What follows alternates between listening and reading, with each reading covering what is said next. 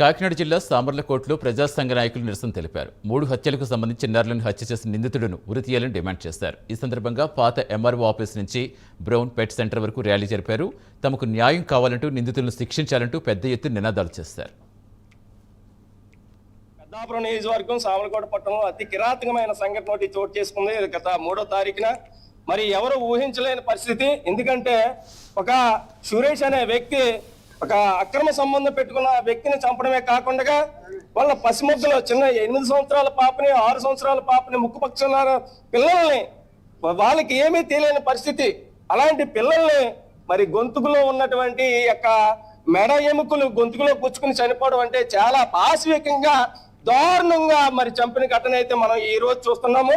మరి ఇలాంటి కిరాతకుల్ని మరి ఎప్పుడో శిక్షలు పడితే 16 నెలలు 14 నెలల వరకు శిక్షలు పడడం కాదు, ఫాస్ట్ ట్రాక్ కోర్టు ద్వారా వెంటనే అతనికి శిక్షలు పడే విధంగా మరి అధికారులు చొరవ తీసుకోవాలి. ఈ నియోజకవర్గంలో ఉన్న మరి ఎవరైతే మరి శాసనసభ్యులు ఉన్నారో వాళ్ళు కూడా ఈ యొక్క సంఘటనను పురపరిశీలించి మరి ఇలాంటి వ్యక్తుల్ని మళ్ళీ బెయిల్ మీద బయటకు వచ్చి చాలా ప్రమాదం ఉంది. ఎందుకంటే ఇలాంటి వాళ్ళు డబ్బుకు ఆశపడి మరి ఎంతో మంది లేనట్టు వాళ్ళు ఇతను బారిన పడి చనిపోయే ప్రమాదం ఉంది. కాబట్టి ఇతను వెంటనే ఫాస్ట్ ట్రాక్ కోర్టు ద్వారా సత్వరమే మరి శిక్షించి అతన్ని మరి సెంట్రల్ జైలుకు పంపించాలి. మా ప్రధానమైన డిమాండ్ ఊరన్నా తీయాలి. ఊరన్నా తీసే వరకు కూడా ఆ యొక్క కుటుంబానికి మరి న్యాయం జరుగుతుందని చెప్పేసి సందర్భంగా తెలియజేస్తున్నాను. ఎందుచేతనంటే ఇలాంటి సంఘటనలు మళ్ళీ ఇంకొక వ్యక్తి మళ్ళీ ఆ ఆలోచన వైపు వెళ్ళాలంటే మరి భయం పుట్టే విధంగా ఈ శిక్షలు అమలు కావాలని మరి పోలీసు వారిని అలాగే ఎంఆర్ఓ గారిని అందరినీ కూడా డిమాండ్ చేస్తాం. రేపు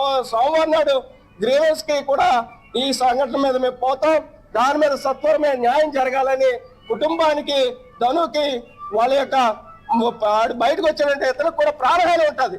ఎందుచేతనంటే ఇతను కూడా లేకపోతే అడిగేవాడు అతనికి ఎవడో ఉండడు. కాబట్టి అతనికి రక్షణగా ఉండాలి, అతనికి న్యాయం చేయాలని చెప్పేసి సందర్భంగా కోరుతూ జైబీ. పెద్దాపురం నియోజకవర్గం సామర్లకోట పట్టణంలో అతి